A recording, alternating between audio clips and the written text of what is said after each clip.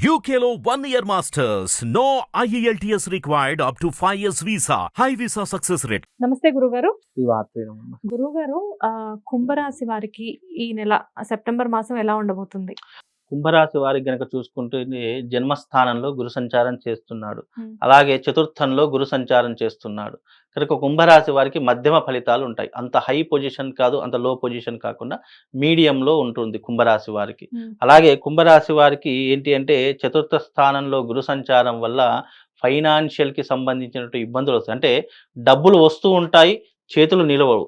డబ్బులు వస్తూ ఉంటాయి, ఖర్చు చేద్దామనుకుంటారు, కానీ ఏదో ఒక సమస్య తల మీద పడి ఆ డబ్బులని వృధా ఖర్చులు అనేటివి ఎక్కువగా చేస్తూ ఉంటారు.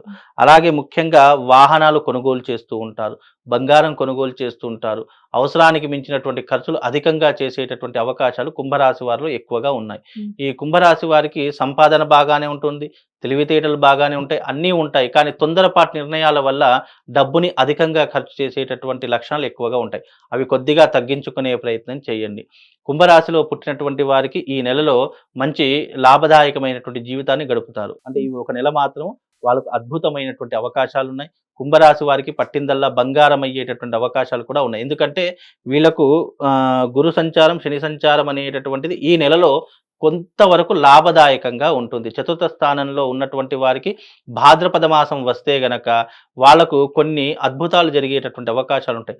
ఆకస్మిక ధనలాభం రావడము, అలాగే కొత్త వాళ్ళ పరిచయాలు ఏర్పడము, లేదు అంటే ఆస్తులను కొనుగోలు చేసుకోవడము, ఆభరణాలను కొనుగోలు చేసుకోవడం, ఇలాంటివి ఎక్కువగా జరిగేటటువంటి అవకాశాలు కుంభరాశి వారికి చాలా బ్రహ్మాండంగా కనిపిస్తున్నాయి. కనుక కుంభరాశి వారికి అంత నెగిటివ్స్ అనేటటువంటి ఏం లేవు. కాకపోతే వాళ్ళు ఏమనుకుంటారు, అయ్యో జాతకంలో శని ఉన్నాడు కదా, చతుర్థ స్థానంలో గురు సంచారం చేస్తున్నాడు కదా, ఇవన్నీ ఏంటి అంటే అప్ అండ్ డౌన్స్ని సూచించేటటువంటివి మాత్రమే. ఈ భాద్రపద మాసం మాత్రం వాళ్లకు కొన్ని రకాలైనటువంటి అదృష్ట యోగాలు కలుగుతాయి.